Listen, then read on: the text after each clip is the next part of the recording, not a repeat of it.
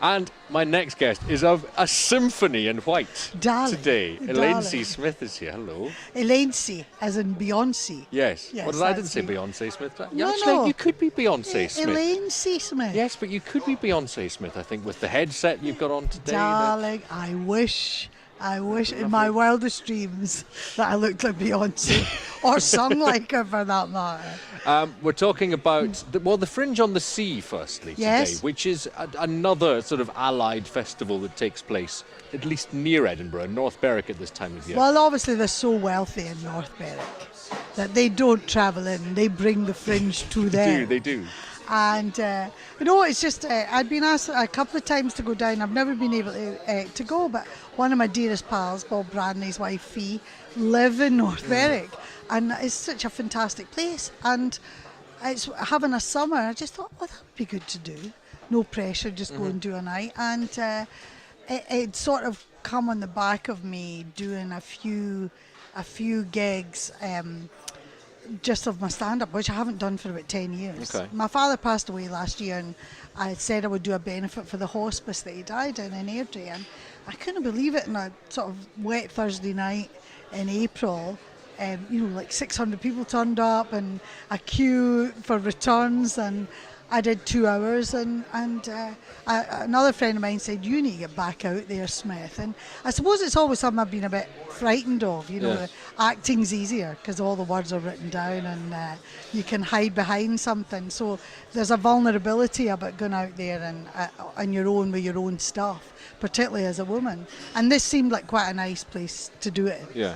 But this show, I mean, you get to talk, and you choose to talk about everything that you've done in your career. You kind of knit it all together in a sense, Yeah, don't you? but there's it's Smith fearless and talking about a bit of my life, but the Commonwealth Games, the referendum, the politics, women, all of those things are in there. So the first hour is really my stand-up, and the second hour I've got a couple of stories, and then I do a chapter from my book, and basically it's about trying to survive in Scotland as a woman, and that thing of trying to be a good girl, trying How's to that be working perfect. out? Not well, because I can't shut up. And if I could shut up, that would be fantastic.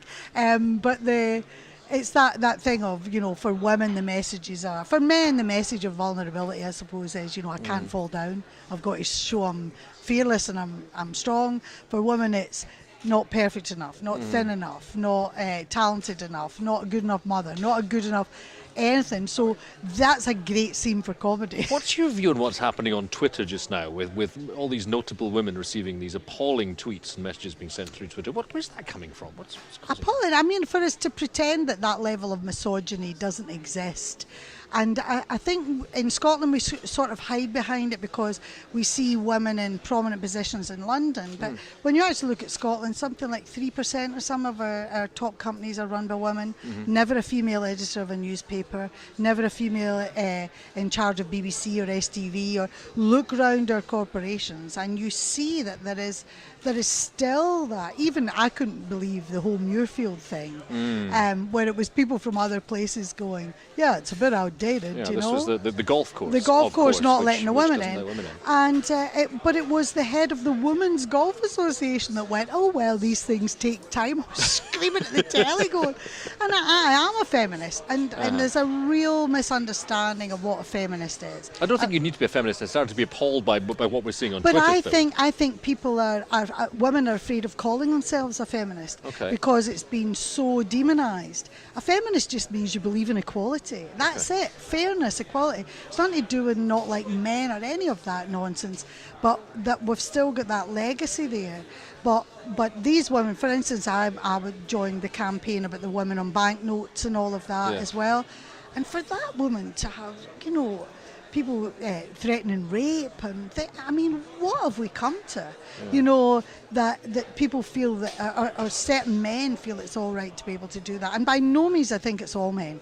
I think there are huge swathes of men in this country who are appalled by that behaviour as well. And something a guy I heard years and years ago saying, if men are the problem here, they're also part of the solution. And it's about the good men standing up and going, hey, wait a minute, this is out of line. And there are plenty of them out there. More with Elaine C. Smith in just a few minutes. So we're live at the Library Bar at the Gilded Balloon in Edinburgh. Our focus is slightly to the, let me see, southeast, I guess. Have I got that right? I don't know. My geography is terrible. The Fringe by the Sea in North Berwick this evening, Elaine C. Smith. With an evening with your good self, yes. Where you, as we described a few minutes ago, there are several sections to this particular show. Yeah, to do it, and it was really important as well for me. When did it? Is it today? No, tomorrow, Wednesday 7th. I'm doing it.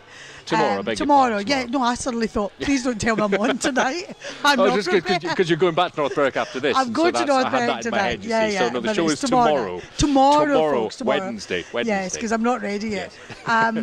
But what happened then when I thought about going to North Berwick, I just had this idea of places that people used to go on holiday. So we went to STV and said, I think this would be a great thing to film. And I'm now doing about 7 gigs over the next couple of months in Oban, Rothesay, Dunoon, places that people used to go on holiday. Yeah, because this show moves on, as you say, to various other and locations. So that idea of and meeting the women that live there and talking to the people that live there. And I think we're not very good in this country about seeing ourselves. You're so inundated by American stuff or stuff from London that this seemed a really interesting view, and I'm doing some more East Coast gigs next year. And you are around in various places, as you say, Greenock, Oban, Rothesay, Dunoon and Helensburgh, and that runs till about the middle of September in various places. Now we can send people to a website, I guess, to find those. Yes, go to my website, actually. It's just Elaine C. Smith. Google Elaine C. Smith and up it comes. And there she'll be. But you are, during the Edinburgh Festival in Fringe here on the 12th for 5 artists in search of a country at the Assembly Rooms. Tell me about that quickly. Well, I'm chair of the Scottish Independence Convention, been involved in that for a while, and it just seemed at the Fringe, we're running up to a referendum, and we're always going on about how dull the debate is. It's guys in suits shouting at each other or not really. And what we decided was to take it differently. So David Gregg, Cora Bissett, myself, different artists to talk about the type of Scotland we want to live in. And a great thing that the creatives come up, Pat Kane and Ricky Ross and different people involved. Hugh and Cryer on the show this week, actually. Are they? Well, Pat's head of Yes, Creatives for Yes and all that. He'll be there as well. And it's talking about Imagine Scotland, and it's about lifting our eyes and hearts away from, and our brains away from just the politics of it, and imagining the country we'd like to live in. And I think artists give you that. Whether you agree with it all or not, it'll be an interesting Well, I was going to say, would that be an interesting show for someone who is opposed to independence? Oh, yeah. Yeah? There'll be people there. They're not going to get booed, are they? No. Well, not only by me. No. No, I'm in the chair. I've got to be good. No, it's about imagining it, and I think in this debate, if we don't listen to people who are frightened or people who are worried about no. It was interesting, David Gregg said a brilliant thing about, he was a no and he's moved and why he's come to this point. And he said, people always say, you're letting your heart rule your head. And he said, actually, it's the opposite. It's my head and brain that have brought me to yes. It's my heart that's frightened. It's my heart that worries about Manchester or what will happen with this and what will happen with that. And we have to listen to those fears. If you don't listen to what people are saying, then they just shut down. And we're all Scots, and we all want to make this place better. And that, for me, is what it's about. So, regardless of your opinion, whether you're a no or a don't know or a yes, it'll be a good discussion. It's an interesting show in a sense because I think for a lot of people that aren't fully familiar, perhaps in the rest of the country, with the Edinburgh Festival and Fringe, the idea that it can, as a kind of umbrella concept, encapsulate so many different things. So there is, for example, a politics festival as well that takes place. It's fantastic. And I met Ian McWhirter and I was just seeing God Bless Liz Lockhead at the Assembly Rooms, which I have to say is fantastic, with my dear pal Andy Gray in it. And also hilarious. on the show with Mr. Grant Stott. Indeed. Tomorrow, I think. Tomorrow. I've just left him. Very, very funny. So you've got that, but I met Ian McWhirter and he's off doing a whole thing for Radical Scotland and Politics Scotland, and I think that it's been branded a wee bit, the festival has just been a comedy festival, and it's not. It's about, and that's the best thing about it, that you can get whatever you want really here. A bit of politics, bit of fun, lots of drink. I mean, you've got a few shows, so you've got a lot of time when you're not performing. What else have you seen? What else would you perhaps recommend this year? Well, I saw John Lloyd. I was on Fred Macaulay on the other channel this morning, and never heard of him. Never heard of him. And John Lloyd, who was the producer of Not the 9 O'Clock News, QI, everything. He was on it, and he's doing his show. So I thought I wanted to go and see that. And Eric and I, I'm a big Eric Morecambe fan. Would love to go and see that. Liz Lockhead herself show. So there's actually everywhere I walked out today thinking, I'd like to see that. You really need to come and do 5 in a day or something like that, and try and pack in as much as you can. We had Phil Jupitus on a couple of years ago. I was in conversation with him a couple of years ago, and I think he's on this show as well this week. But he famously one year was not just seeing 3 shows a day, he was doing 3 shows a day. 3 different shows. I did about 10 years ago. I was doing a play at the Traverse, Kate Atkinson play called Abandonment, which was big hit of the festival, and I was doing my stand-up show at the Gilded Balloon.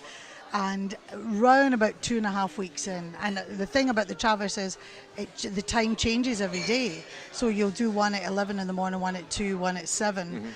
And then I had my Gilded Balloon show. I didn't know where I was. I didn't know whether it was New Year or New York. Walking through the grass market about 2.5 weeks in. So 3, my God. Well, you haven't got a lazy one this year then, I guess. It's fantastic because I did 104 performances in the I Dreamed a Dream Susan Boyle show. I went straight from that into pantomime. Although yesterday at Aretha we're doing a Nesbitt Christmas special, so I had a read-through for that yesterday. So and doing a new play later on in the year, so it's full on at the moment. Yeah. Well, best of luck with it all. Thank you, my darling. We shall let you get back to North Berwick, not for tonight, but for tomorrow. Tomorrow night, yes, do come along. Have a good night out. ElaineCSmith.com is where you'll find details of the other performances that we mentioned of this, and of course 5 artists in search of a country here in Edinburgh at the Assembly Rooms on the 12th of August. Elaine, thank you very much. I love you. The greatest hits.